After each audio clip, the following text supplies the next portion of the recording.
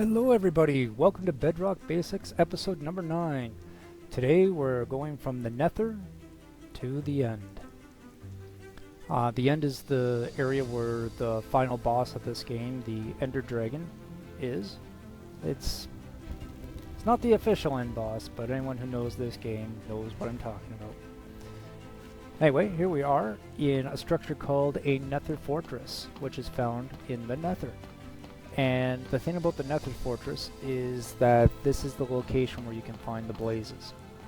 A blaze is a fire elemental that's running around. You can see him there. Flies around and shoots fireballs.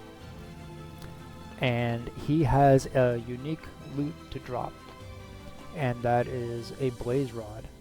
So as we're dodging piglins and zombie piglins and endermen and even black wither skeletons, we're going after these blazes, which have a very high chance of dropping blaze rods. First guy, nothing. Let's see what the second guy has for us. Okay. Don't ever underestimate the Nether. It's an easy place to die and possibly lose all of your equipment. That being said, don't be afraid to make a backup copy of your world before going in here. Okay, there he goes. Aha! Blaze rods! That's what we were after. There's 3 of them, and now I did collect a few more. And just bouncing back to the overworld and not wasting your valuable time as a viewer. You can see that we take the blaze rods and we turn them into blaze powder. The blaze powder we combine with ender pearls, which we gathered from endermen, to make eyes of ender. Eyes of ender are used for primarily ender chests, also end crystals, and the Eye of Ender itself is a locating device to find the stronghold. The stronghold, and there's a limited number of them in every one of your Minecraft worlds, holds the gateway to the end. And to unlock that will require additional Eyes of Ender. But first let's find the structure. So, I take my Eye of Ender here, and I'm going to throw it in the air. When I right click it, it travels in the direction of the stronghold. Doesn't tell me how far away it is, but it tells me go that direction for an unknown distance, and you will find the stronghold. And just a little double click there, whoops. And then they drop. They have a chance of bursting, or they drop, you pick it up and use it again. Now, there is a method that if you come from a different angle and had a few programs to do some triangle trigonometry math for you, you could figure out the angles and how far away that thing is right away. Or, you just keep throwing this thing and following it. There's a bursting Eye of Ender, and there's one that is not bursting. As you can see, I've traveled to about -1,000, -2,000 already, and I'm still looking for this stronghold. It's worth the journey though, because you're after basically the marquee boss of the game. There, you can see the Eye of Ender didn't go up in the air, it went down. Check it again. Oh, didn't go up in the air, it went down. That's telling me that I'm at the location of the stronghold. Just double checking with another one over here. Yeah. That's the area. Unfortunately, our stronghold is underneath water. If it was on land, I would just dig a staircase down. But as we're in water, I'll show you my little trick to do it. So that column there is basically where the Eyes of Ender went down. And that being said, I'm going to want to dig a staircase. Not just a straight shaft, because I want to be able to get back out, but I'm actually going to make a staircase that goes down. But to do that without it getting flooded, I've got to make an area that's even wider than the stairs, and I'm just going to use a bunch of blocks to make a pillar, and I'll carve the stairs down the center of the pillar. And you'll see in just a minute what that end result looks like. So I'll make a 5x5 pillar, and then a 3x3 staircase that spirals down. The other mystery element we have is we don't know how deep the stronghold is. Like here we are at height 63, and we're beginning our descent. Spiral down, spiral down. Have no idea how far the spiral will go. But we're stubborn, so we're going to find it. And it could easily be at a negative height. Like you can see we're only at height 50, 56. The water level is 63. That's not deep at all. It's not like a buried treasure. It's one of the main structures of the game. So you might have to earn it. And you'll see in just a minute, I'll just fast forward for us so that you're not just watching me dig some blocks here, how deep we have to go. Here we are, -5, -6, and then that is not a naturally occurring block. That is cracked stone bricks. And the stone bricks are the key sign of this structure. I don't know about the trial chambers that are coming out. It might have something similar.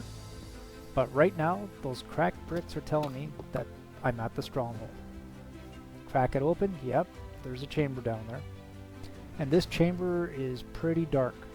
That means it could just be infested with monsters.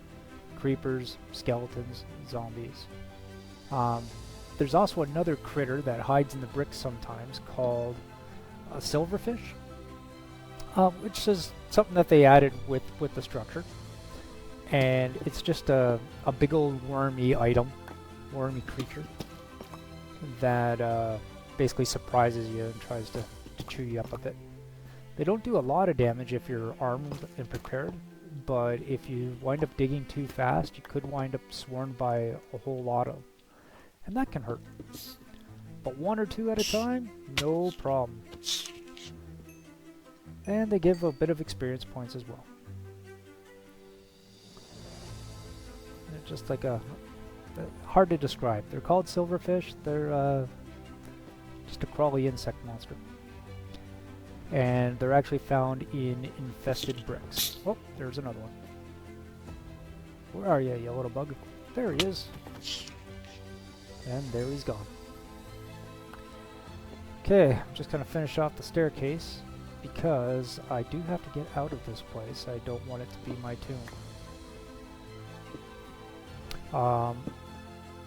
These complexes are huge. Whoop, and full of monsters.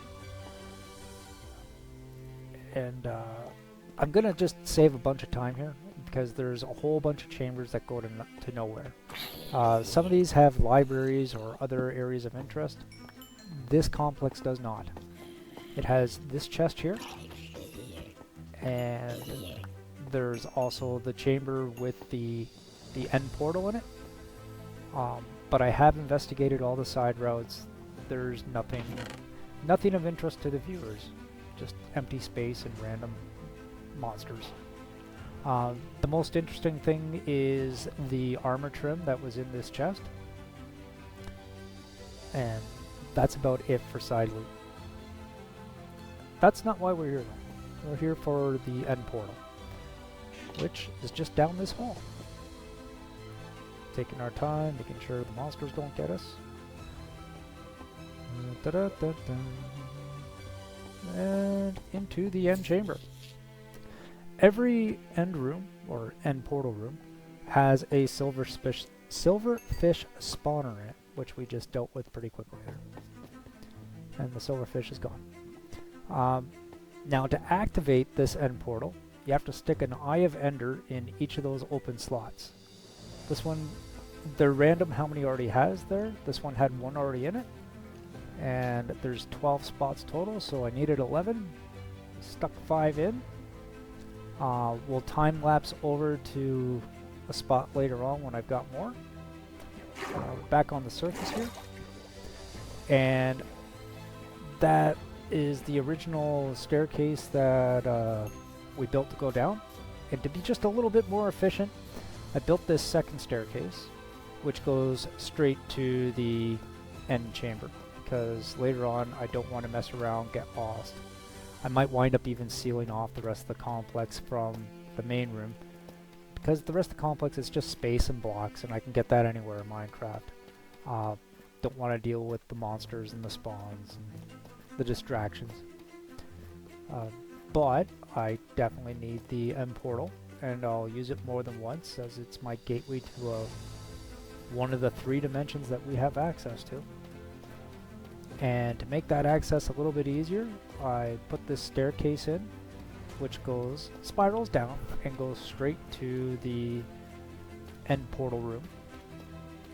And then, as you can see, it's a bit of a journey just even going down the stairs, let alone that it is minus 1,000, minus 2,000 away from my spawn area.